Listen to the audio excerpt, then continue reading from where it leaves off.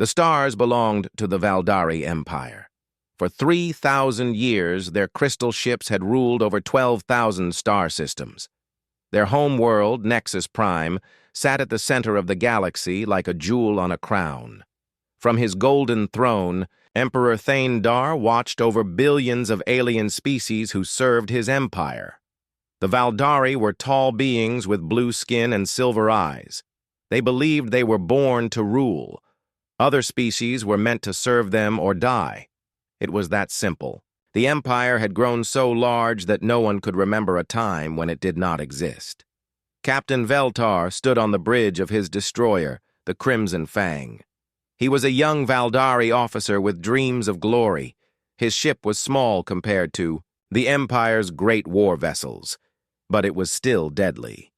The Crimson Fang could destroy a city with one shot from its main gun. Today, Veltar was leading a patrol through the outer systems. These were the wild places where pirates and rebels sometimes hid. It was boring work, but it had to be done. The Empire's power came from fear, and fear only worked if people saw Imperial ships everywhere. "Captain," called his scanner officer, "I am reading something strange." Veltar walked over to the scanner station. On the screen, he could see dots of light showing asteroids floating in space. But there was something else. Something that should not be there. "What is it?" Veltar asked. "A ship, sir. But it is not, like any ship in our records." Veltar looked closer. The object was shaped like a long needle. It was about 800 meters from front to back. That made it smaller than most Imperial warships, but bigger than a patrol vessel. The strange thing was that it showed no power readings at all. "Is it dead?" Veltar asked. "I think so, sir. No energy signals. No life signs. But the hull is intact." This was very odd. Space was dangerous. A ship without power would be torn apart by asteroids or radiation in a few years. But this ship looked almost new, except for some damage on its surface. "Bring us closer," Veltar ordered.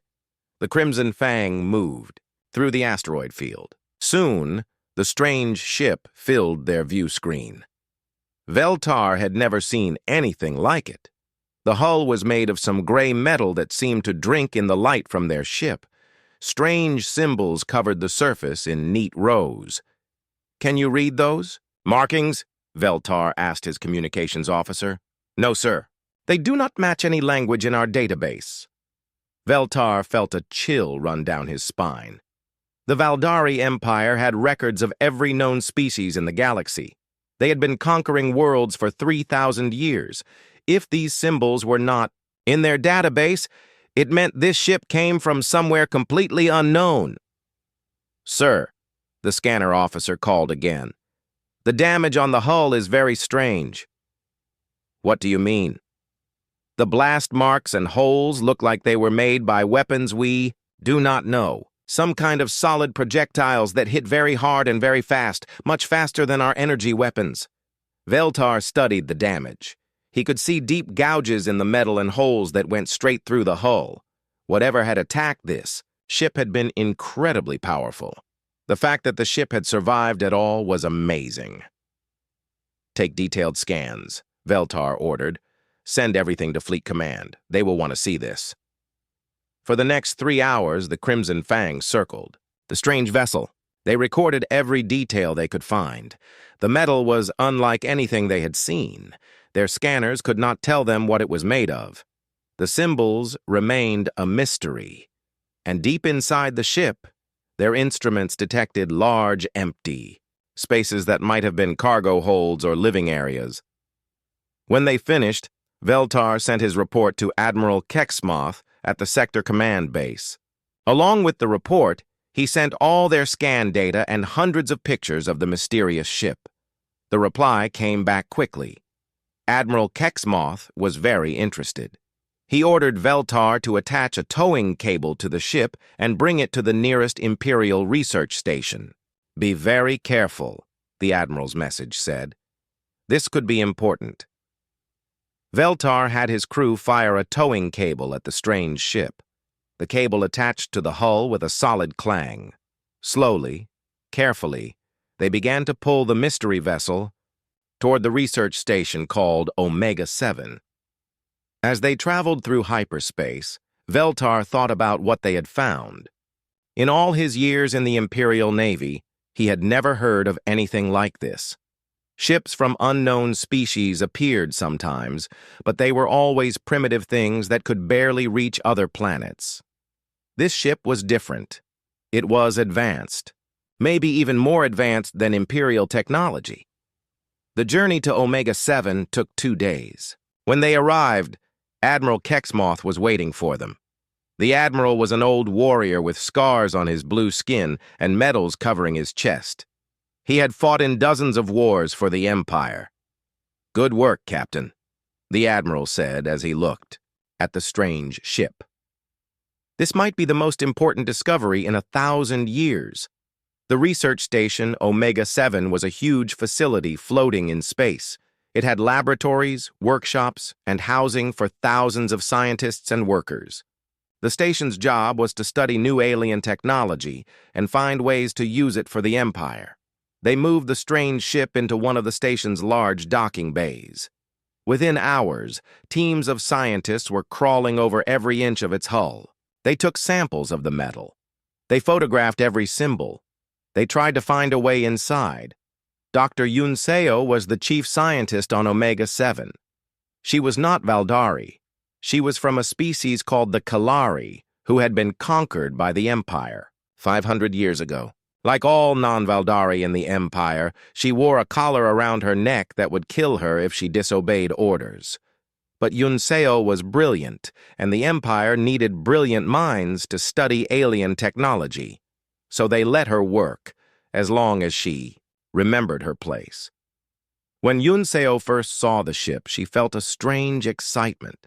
In 20 years of studying alien artifacts, she had never seen anything like this. The metal was stronger than Imperial armor. The symbols were clearly a written language, but unlike any she had studied. And the damage patterns told a story of a battle fought with weapons beyond Imperial understanding. "This ship has secrets," she told her assistant, a young Kalari named Tae-min. "Important secrets. We must be very careful how we proceed." Admiral Kexmoth watched the scientists work from his office high above the docking bay. He had a feeling that this discovery would change everything. Perhaps the ship contained new weapons technology. Perhaps it would lead them to a new species to conquer. Either way, the Empire would benefit. As night fell on the research station, the mysterious ship sat silent in its dock. Its gray hull reflected the station's lights like a mirror. The symbols on its surface seemed to watch the scientists with ancient eyes. None of them knew that this ship would be the beginning of the end for the Valdari Empire. None of them suspected that somewhere far away, another species was waiting and watching. A species that had sent this ship as a warning across the void. The Empire had ruled the galaxy for 3,000 years. But all empires fall eventually, and sometimes they fall faster than anyone expects. 3 months had passed since the strange ship arrived at Omega-7. Dr. Yunseo had barely slept during that time. Every day brought new mysteries and no answers. The ship refused to give up its secrets. Their best cutting tools could barely scratch the hull. Their most powerful scanners bounced off the metal like light off a mirror. Even their molecular analyzers could not tell them what the gray material was made of. "It is like the ship does not want to be studied," Tae-min said one morning as they stood in the docking bay. Yunseo nodded. She had been thinking the same thing. The ship seemed to absorb their scanning beams instead of reflecting them. When they tried to cut into the hull, the metal somehow became harder. It was as if the ship was defending itself. "Look at these blast marks again," she said, pointing to one of the larger holes in the hull. "What do you see?" Tae-min studied the damage carefully.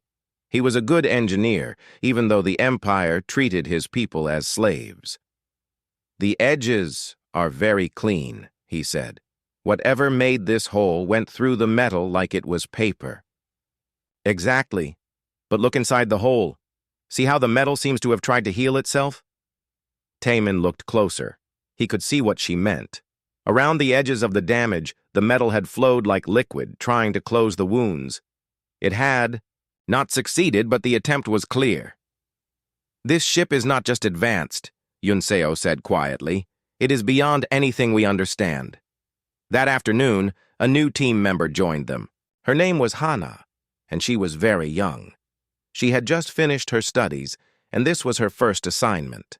Like Yunseo and Taemin, she was Kelari. The Empire often used conquered species for dangerous research work.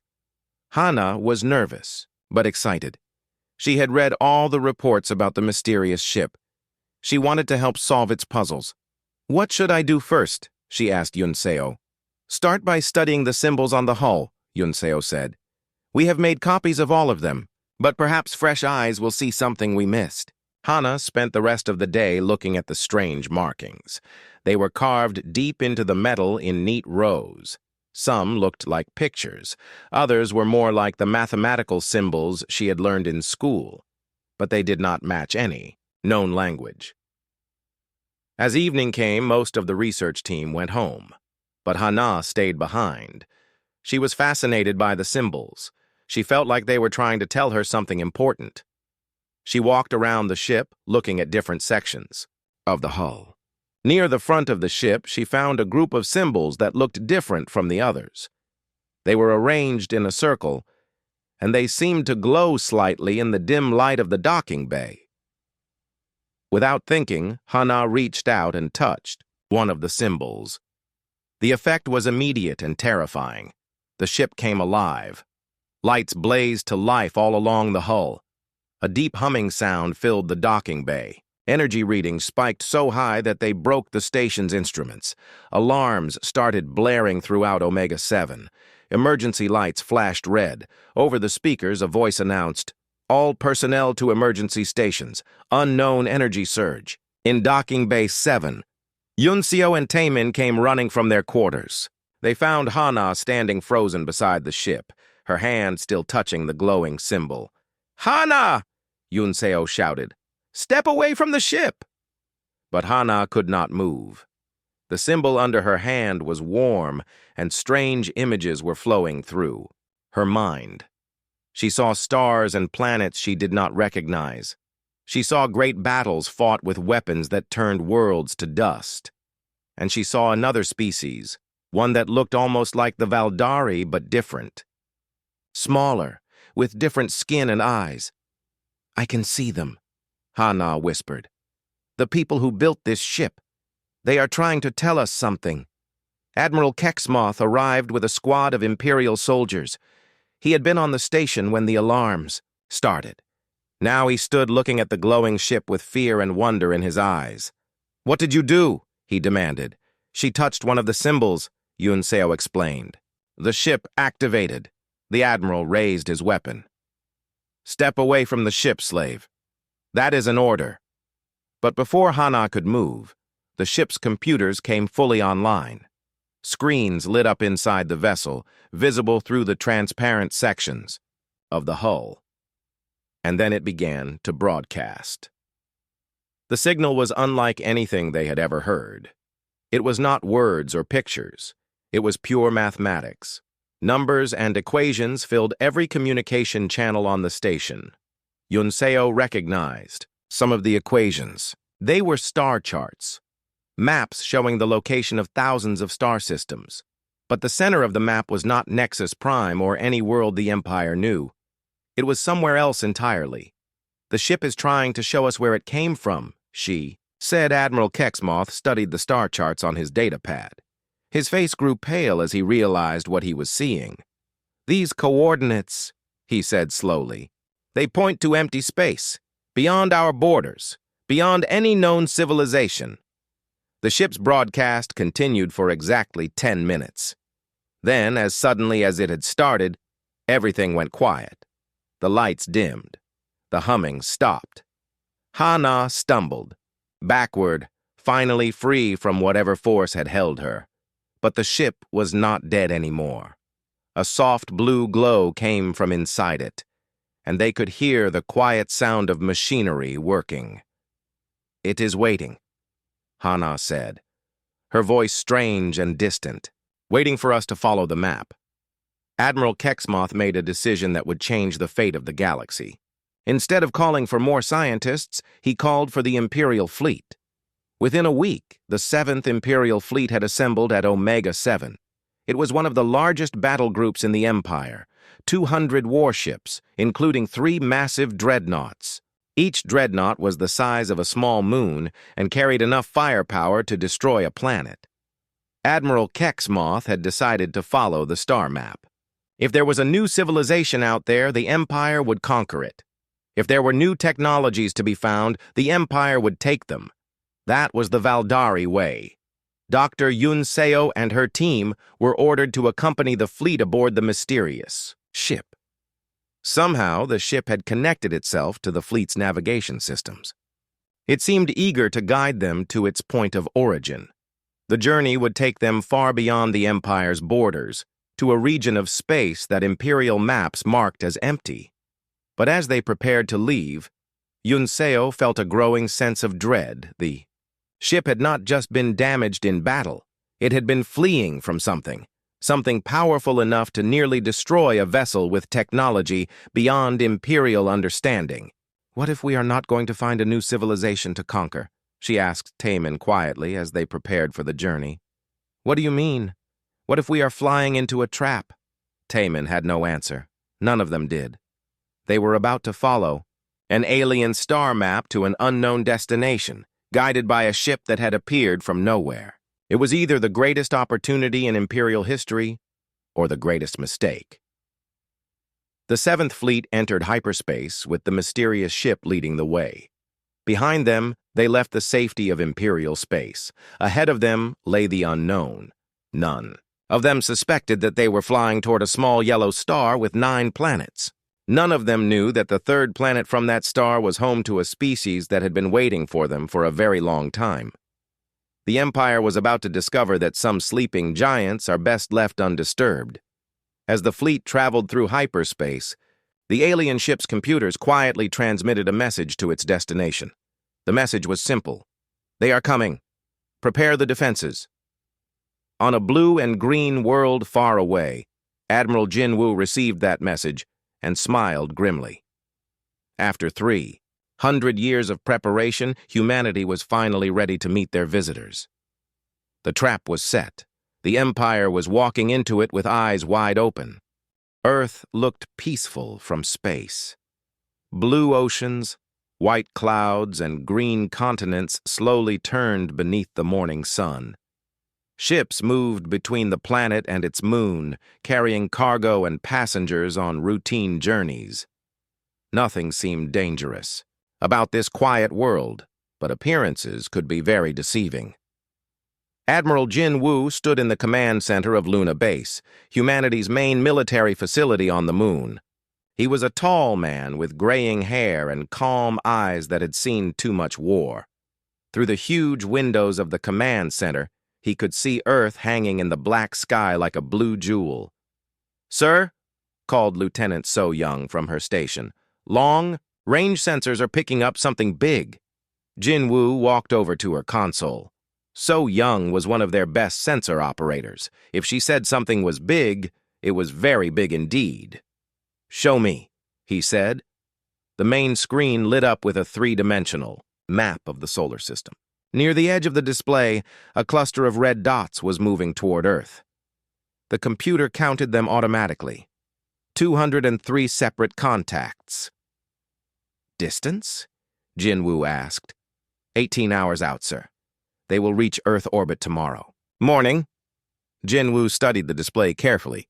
200 ships was a massive fleet. Humanity's entire space navy had only 47 vessels, and most of those were exploration ships with light weapons. "Signal composition?" he asked. "Unknown, sir. The ships are using technology we do not recognize, but the formation suggests military organization." Jinwoo nodded. He had been expecting this day for 3 months, ever since Contact 1 had activated and sent its warning signal home. The trap was finally springing shut. Send a priority message to President Minho, he ordered. Tell him the visitors have arrived. Activate the Lazarus Protocol. So-Young's hands flew over her controls. Within minutes, coded signals were racing toward Earth and to hidden bases throughout the solar system. The messages were simple. Humanity's greatest secret was about to be revealed.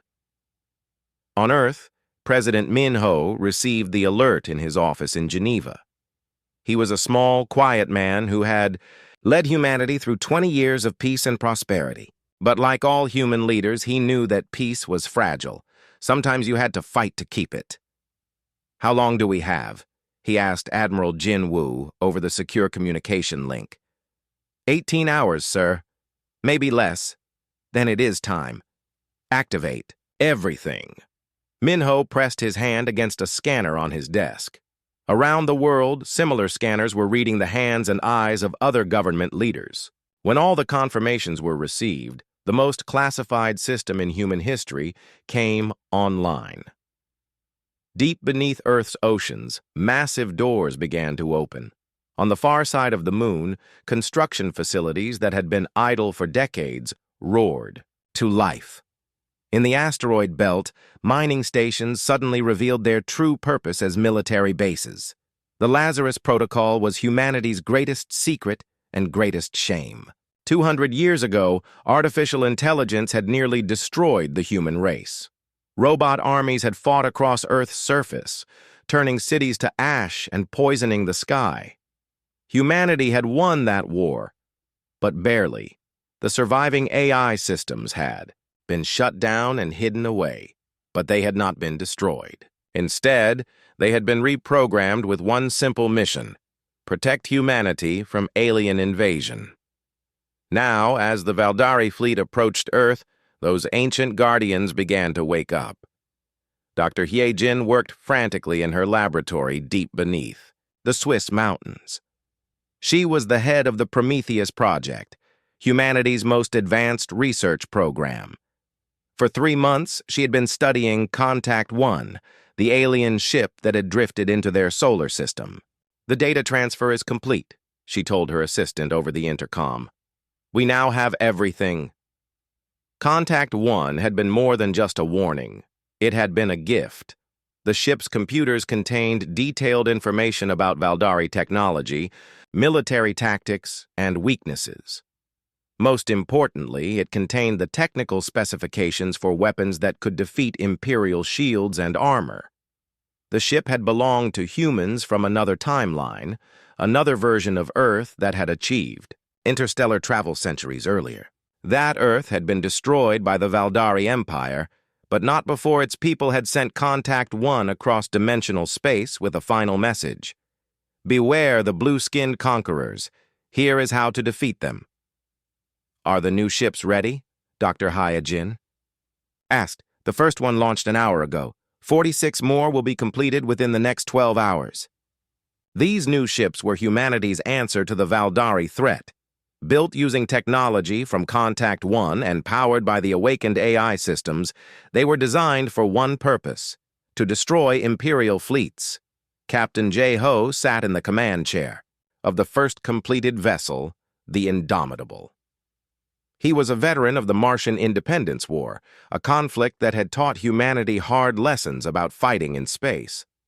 His crew of 30 was the best humanity had to offer. "Status report," he said calmly.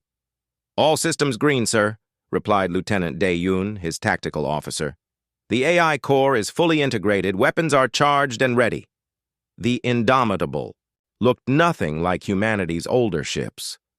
Where those vessels were angular and functional, this ship was smooth and predatory. Its hull was made from the same mysterious metal as Contact One, and its weapons were based on principles that human science was only beginning to understand. "Sir," Da-Un continued, "the alien fleet has reached the outer system. They are demanding that Earth surrender immediately." J-Ho smiled grimly. The Valdari were following their standard pattern: arrive with overwhelming force, demand submission, and destroy anyone who refused. It had worked for them for 3,000 years, across 12,000 star systems. But Earth was not just another world to be conquered. Admiral Jin Woo opened a communication channel to the approaching Imperial fleet. His message was transmitted in perfect Valdari language, which humanity had learned from Contact One's databases. Unknown vessels, you are entering sovereign human space. State your intentions. The reply came from Admiral Kexmoth aboard the Imperial flagship Eternal Glory. Primitive species, you will surrender immediately. Your world will become part of the Valdari Empire. Your people will serve us as slaves. You have 1 hour to comply. Jinwoo looked around the command center at his officers. These men and women had trained their entire lives for this moment. Humanity had spent 3 centuries preparing for a war they hoped would never come. Send our response, Jinwoo ordered. The message was simple and direct. No. Admiral Kexamoth could not believe what he was hearing.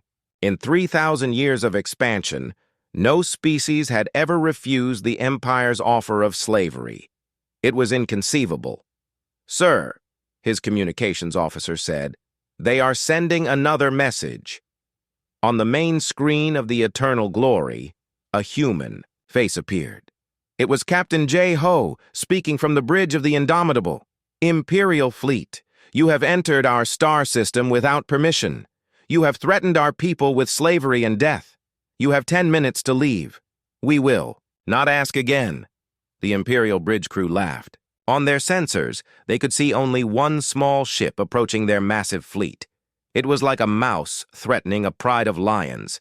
Destroy that vessel, Admiral Kexmoth ordered.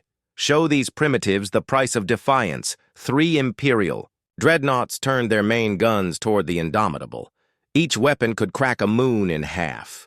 Together, they fired enough energy to sterilize a continent. The space around the human ship exploded in brilliant light. When the glare faded, the Imperial crews expected to see nothing but debris. Instead, the Indomitable emerged from the blast, completely undamaged. Its strange hull had absorbed the Imperial weapon's energy and converted it into power for its own systems. Impossible, Admiral Kexmoth whispered. Captain J. Ho's voice came over the communication channel again, calm and cold. Your turn. The Indomitable began its attack run. It moved with impossible grace, accelerating to speeds that should have torn it apart. Its weapons fired projectiles that passed through Imperial shields like they were not there. The first dreadnought exploded, in a ball of fire that could be seen from Earth. The second followed moments later. The third managed to fire one more shot before it too was destroyed. In less than 5 minutes, the most powerful ships in the Imperial fleet had been reduced to expanding clouds of debris. All vessels attack that ship, Admiral Kexamoth screamed. Destroy it! But it was too late. The Indomitable had vanished into the chaos of battle, and one by one the Imperial ships began to die. On Earth, people looked up at the sky and saw new stars being born and dying in the darkness above. They did not know that each flash of light marked the death of an Imperial warship and the birth of humanity's reputation as the galaxy's newest apex predator. The sleeping giant had awakened, and it was very, very angry. The Imperial fleet had never faced anything like the Indomitable. For 3,000 years, Valdari ships had dominated every battle through sheer size and firepower.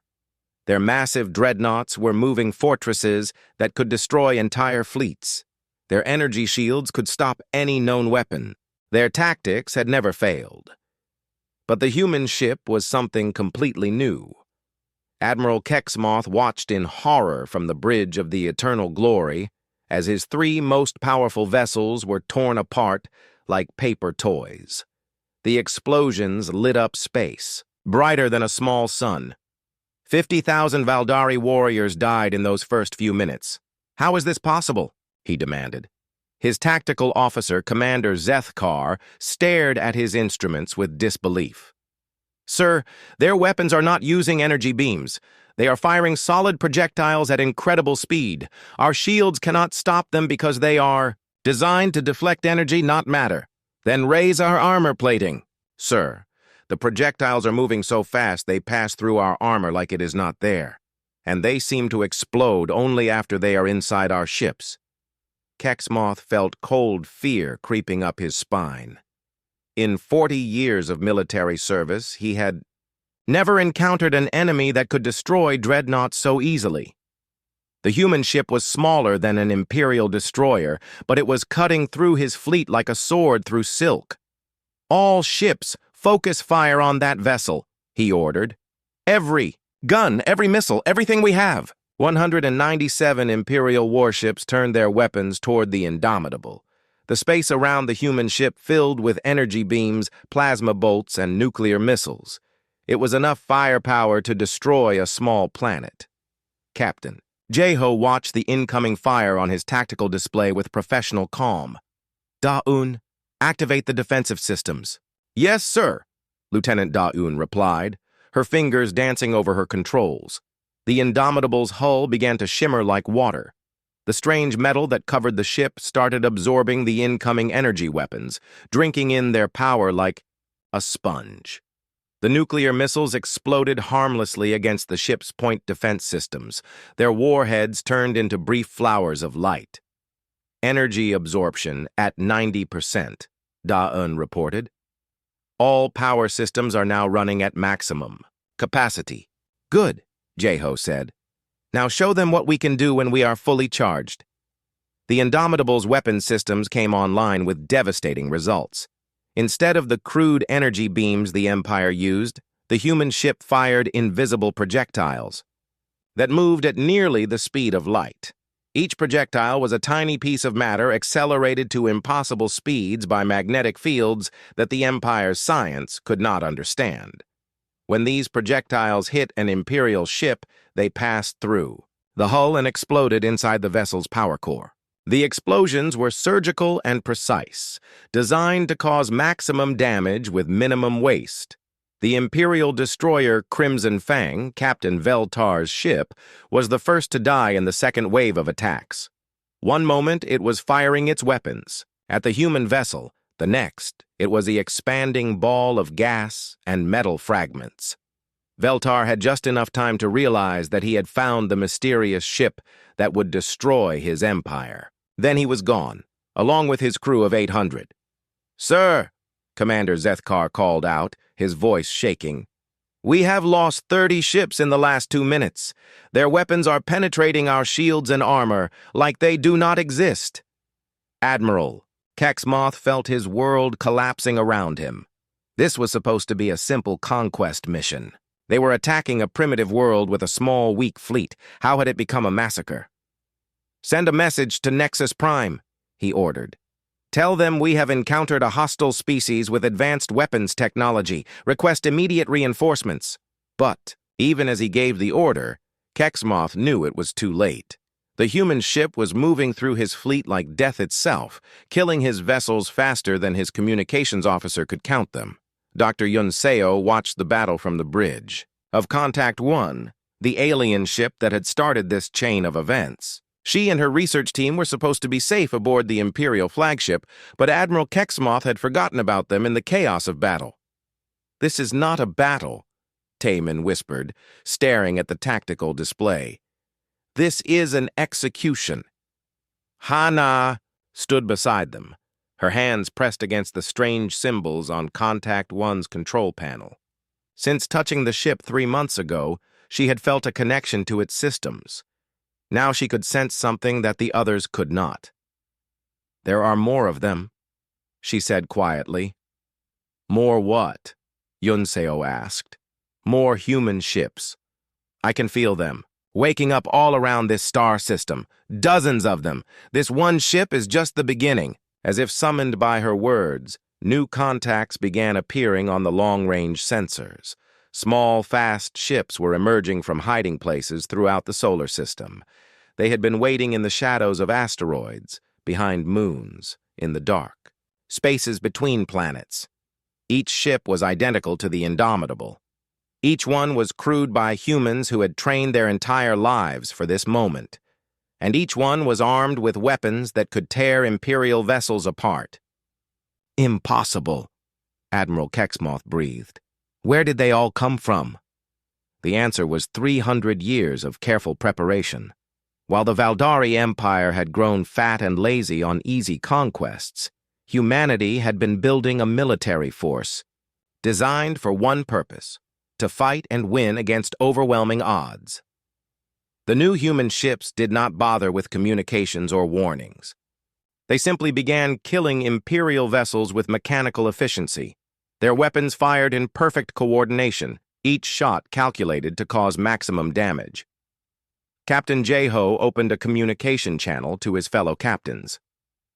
All vessels, this is Indomitable Actual. Execute Plan Omega. No survivors. Plan Omega was simple: destroy every Imperial ship in the system before any of them could escape to warn the Empire. It was a brutal strategy, but humanity had learned long ago that sometimes mercy was a luxury you could not afford. The Imperial fleet tried to fight back, but their weapons were useless against the human ship's advanced armor. Their tactics, perfected over 3 millennia of easy victories, fell apart against enemies who moved faster and struck harder than anything they had ever faced. One by one, the great warships of the Empire died. Destroyers, cruisers, battleships, and even the remaining dreadnoughts were torn apart by weapons they could not stop or understand. Admiral Kexmoth made one last desperate attempt to save his fleet. All ships, retreat to hyperspace. Fall back to Imperial territory. But the human ships had anticipated this move. They had positioned themselves to block every escape route from the system. As Imperial vessels tried to flee, they found their hyperspace engines disabled by precisely targeted strikes. "Sir," Commander Zethkar reported, "we cannot jump to hyperspace. They have damaged our navigation systems." Kexmoth looked around his bridge at the faces of his crew. These were proud Valdari warriors who had served the Empire faithfully for decades. Now they were going to die in a star system whose name they did not even know, killed by a species they had never heard of until today. "Send one final message to Nexus Prime," he ordered. "Tell them that the Empire has found its match. Tell them that somewhere in the galaxy there is a species that can fight back." The message was transmitted just as the Indomitable's weapons found the Eternal Glory's power core. The massive flagship disappeared in a flash of light that briefly outshone the local sun. Admiral Kexmoth died knowing that his empire's 3,000-year reign of terror was about to end. He died knowing that the Valdari had finally met their match. In 7 minutes, the most powerful fleet in Imperial history had been completely destroyed. 203 warships reduced to debris and memories. Not a single Imperial vessel survived to carry word of humanity's capabilities back to the Empire. Captain Jeho looked at the tactical display showing empty space where the Imperial fleet had been. "Dayun, confirm all targets destroyed." "Confirmed." "Sir, no Imperial vessels remain operational, no escape pods detected, no survivors." Jeho nodded grimly. It had been a massacre, but a necessary one. Humanity had learned from Contact One that the Empire showed no mercy to those who resisted, so humanity would show no mercy in return. "Signal Admiral Jin Wu," he ordered. "Tell him the trap worked perfectly. Earth is safe." But even as he gave the order, Jeho knew this was only the beginning. Somewhere across the galaxy, the Valdari Empire would be wondering why their fleet had vanished. Eventually, they would send more ships to investigate. When they did, humanity would be ready. Silence filled the space where the 7th Imperial Fleet had died. Pieces of metal drifted slowly through the void, all that remained of 200 mighty warships. The debris field stretched for thousands of kilometers, a graveyard of Valdari ambition. Captain Jeho stood on the bridge of the Indomitable, watching the cleanup operations begin. Smaller human vessels moved through the wreckage, making sure no Imperial technology survived intact. It was important that the Empire learned nothing from this disaster. "Sir," Lieutenant Da-Yun called from her station. "We are receiving a signal from Contact 1. Jeho turned toward the main screen. The image showed the bridge of the alien vessel that had started this whole chain of events. Dr. Yunseo stood there, her alien features tense with fear and confusion. "Human vessel," she said carefully, "I request permission to speak with your commander." Jeho considered her request. According to Contact One's files, Dr. Yunseo was a slave scientist from a species the Empire had conquered centuries ago. She was not his enemy, just another victim of Valdari brutality. "Permission granted, Dr. Yunseo. You may come aboard." An hour later, Yunseo found herself in the conference room of the Indomitable. The human ship's interior was nothing like Imperial vessels. Where Valdari ships were decorated with gold and crystal to show the Empire's wealth, the human ship was purely functional. Every surface served a purpose. Nothing was wasted. Captain Jeho entered the room with two of his officers. Up close, Yunseo could see that humans looked remarkably similar to Valdari, but smaller and with different skin tones. These humans had dark hair and eyes that seemed to hold ancient wisdom. "Dr. Yunseo," Jeho said politely, "I understand you have been studying Contact 1 for several months." "Yes," she replied, still trying to process what she had witnessed. "But I do not understand what happened here. Your species is not in any of our databases. We have never encountered humans before today." Jeho sat down across from her. "That is because we have been very careful to remain hidden.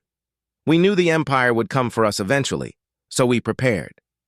For 300 years, we have been getting ready for this day. We studied your technology, learned your tactics, and built weapons specifically designed to defeat your fleets. What you saw today was not a battle.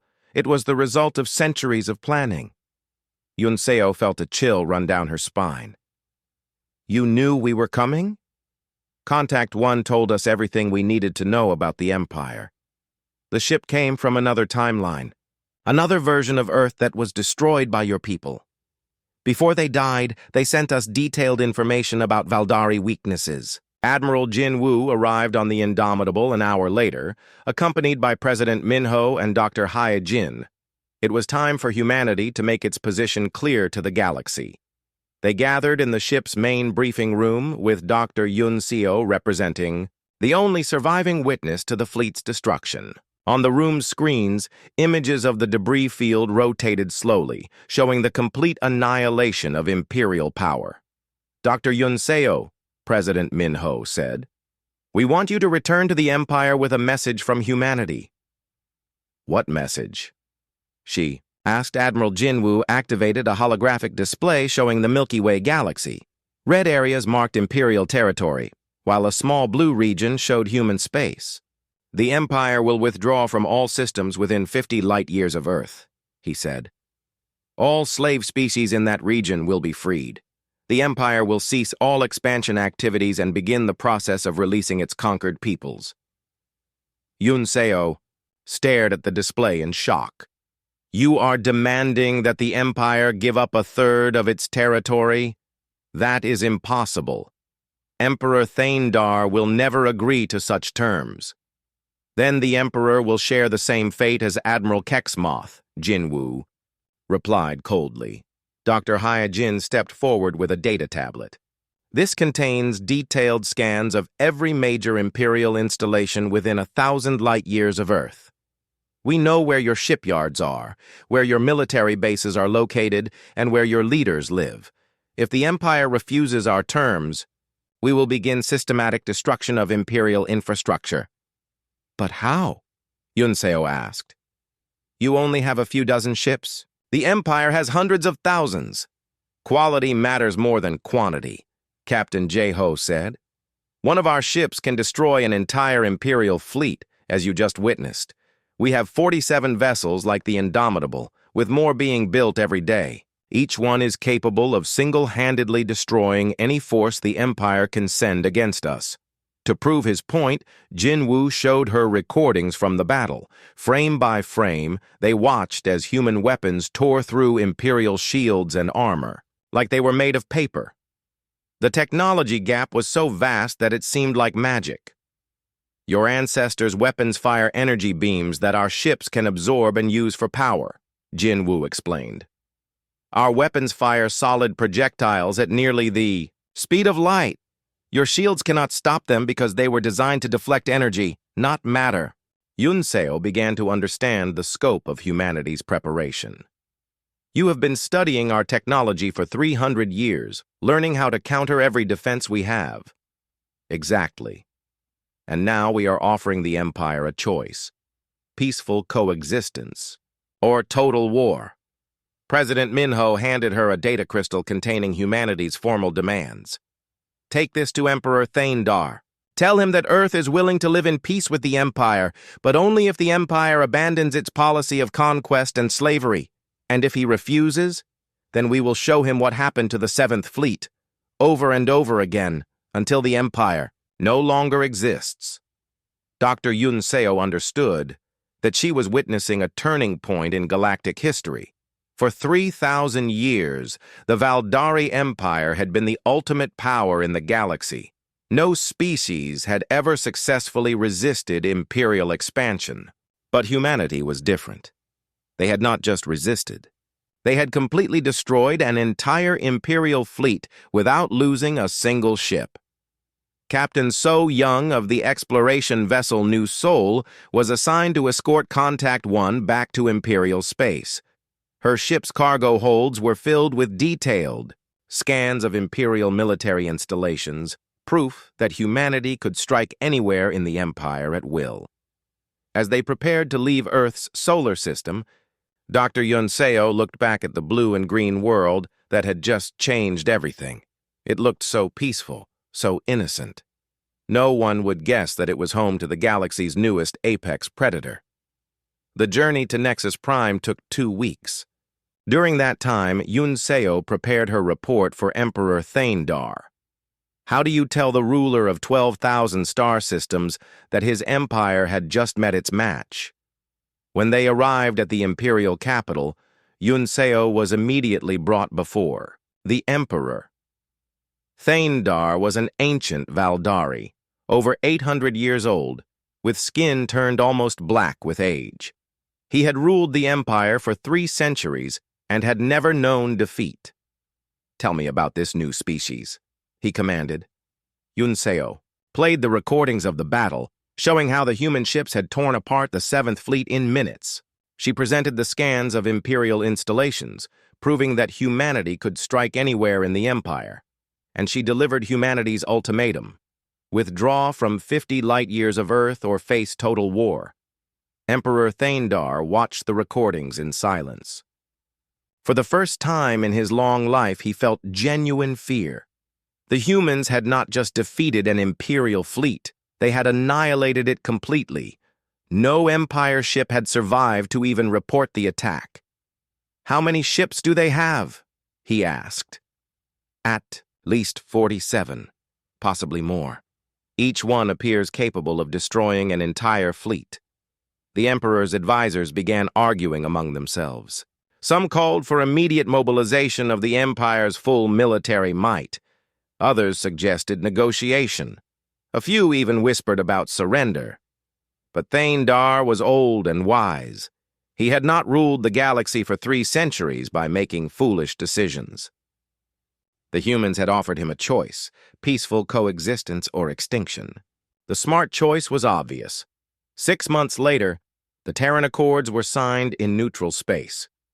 For the first time in 3,000 years, the Valdari Empire officially recognized another species as an equal power. The Empire agreed to withdraw from 50 star systems near Earth and to begin the gradual release of its slave species. It was not a complete victory for the enslaved peoples of the galaxy, but it was a beginning. Other species, learning of the Empire's defeat, began their own independence movements. Rebellions broke out across Imperial space, supported by mysterious ships that appeared whenever Imperial forces tried to crush the uprisings. The galaxy was changing. The age of unchallenged Valdari domination was ending, replaced by something new and uncertain. But for the first time in millennia, hope was spreading among the stars. Dr. Yun Seo was freed from slavery as part of the Accords. She chose to remain on Earth, working with Dr. Hae Jin to study the technology that had saved her people. In quiet moments, she would remember the day she first touched Contact One's hull and awakened the sleeping giant. The Empire had ruled the galaxy for 3,000 years through fear and overwhelming force, but they had made one crucial mistake. They had assumed that all species would remain weak and primitive forever. Humanity had proven them wrong. Sometimes, the smallest stone could bring down the mightiest giant, especially when that stone had been carefully aimed and thrown with 3 centuries of preparation behind it.